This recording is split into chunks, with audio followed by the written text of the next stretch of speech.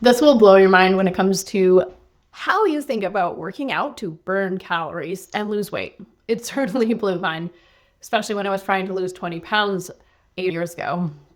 So please tune in if you are either one, working out more or harder, but not seeing any results when it comes to weight loss, or two, you're religious about your workouts, strictly adhering to the same routines week over week, but you're totally stuck. The scale isn't moving, your pants are fitting the same, not getting where you want to go. Let's talk about why this is. There's other factors too, but what I'm going to tell you today is a massive one.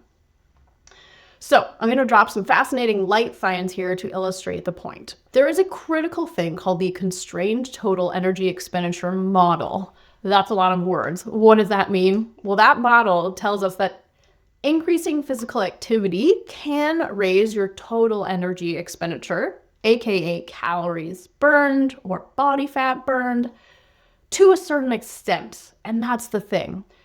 To a certain point, then the body adapts by reducing energy spent on other physiological processes in the background, leading to a plateau in total energy expenditure despite further increases in activity. Okay, so I said a lot of words there. What does that mean? Let's break it down a second because it's super important to understand. And I don't want you slaving away at the gym with the potentially faulty idea that more exercise means more fat loss for you. So most people tend to view exercise through the lens of the additive energy model, meaning more exercise equals more calories burned.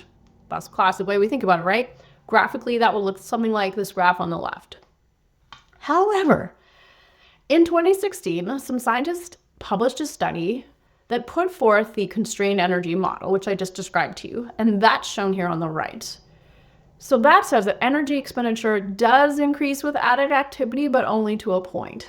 Translation: if you go from being sedentary to active, you'll see an increase in energy expenditure. Yes, that means total calories burned, total fat lost.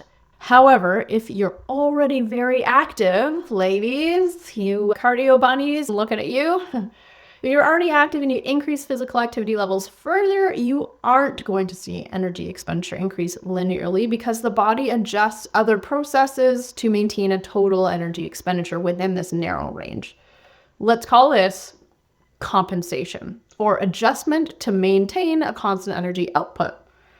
This compensation creates a plateau effect that limits the total contribution of exercise to your daily total energy expenditure, particularly with higher doses of physical activity. Here's an analogy. Think of it like a household budget. If you started spending more money on one category, like dining out, you might compensate by cutting back on entertainment or shopping to keep your overall spending consistent. Similarly, when you exercise, your body may reduce the energy used for other processes like digestion or immune function to maintain this stable energy expenditure. And this explains why highly active people do not see a linear increase in their calories burned, their weight lost, despite working out more and more and more. I talk to women all the time who are in this like tragic cycle of ramping it up, but they're not seeing results. Okay. So besides that, what can we infer from this? There's a lot to unpack here, but there's a few key points I'd like you to take away. Number one, trying to out-train excessive caloric consumption is a losing strategy.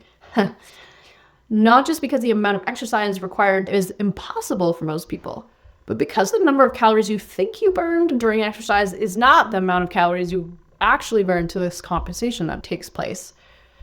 So if you enjoy cardio, great. Do it for the health benefits, for stress relief, but not to burn more calories.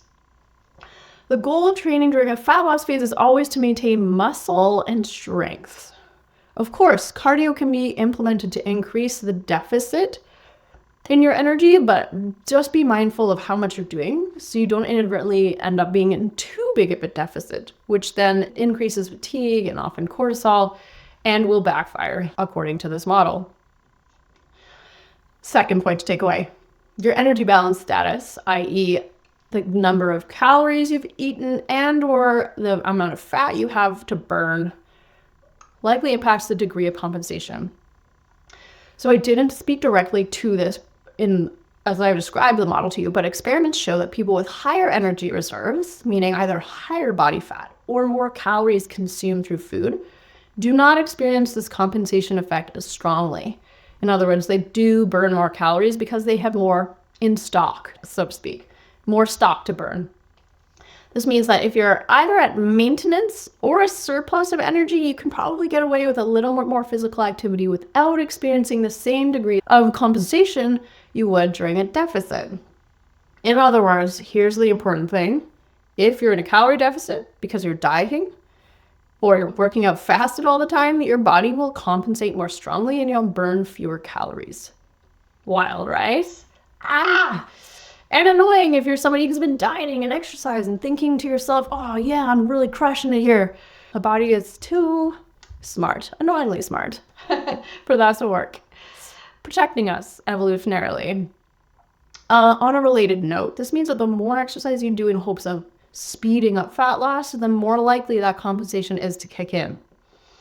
Hence why the goal of a fat loss lifestyle is to coach and not force fat loss.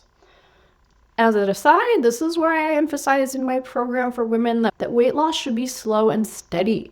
Done wisely, without this crash dieting and crazy exercise, that's forever weight loss, because we're not forcing it.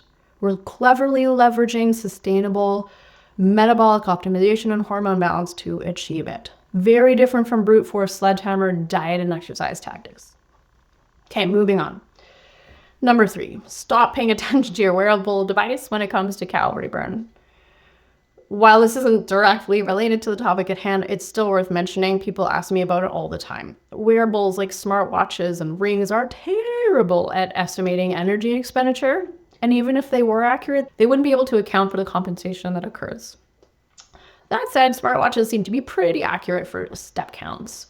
And you can use that to your advantage. So if you know how many steps you're doing at the start of a period of fat loss, you can manipulate that number of steps you take throughout to help track how you switch up your energy expenditure, keep your metabolism guessing, and making sure you hit your daily minimums. Love them for that. Number 4 takeaway, this is the last one. If you expend roughly the same amount of energy all the time doing the same workout routines week over week, you won't see results. So whether you're a beginner or an elite athlete, your body adapts to that steady energy expenditure over time. So what you want to do is really switch things up week over week, keep your body guessing. Then on days when you up-level up your activity, you can coach your body to burn more calories, more fat, give you the results you want. Wrapping all of this up, I want to emphasize that physical activity is, of course, important for weight loss. I have seen people misinterpret this idea to imply that physical activity is pointless. But that isn't what the constrained energy model suggests. As mentioned above, it states that physical activity does increase energy expenditure, but only to a point.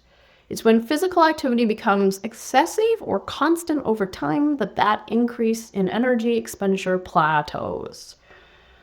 And so it's time that we shift the focus away from using exercise to burn calories and focus on it more as a tool to build muscle.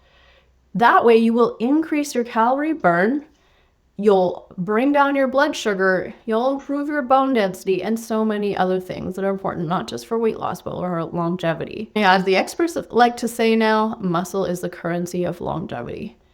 Putting aside the other obvious benefits of exercise, which we want, the cardiovascular, the bone, the brain, etc., one of the biggest benefits of regular exercise is its role in weight maintenance.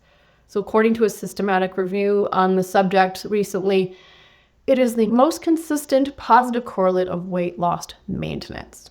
Great. So key takeaways here.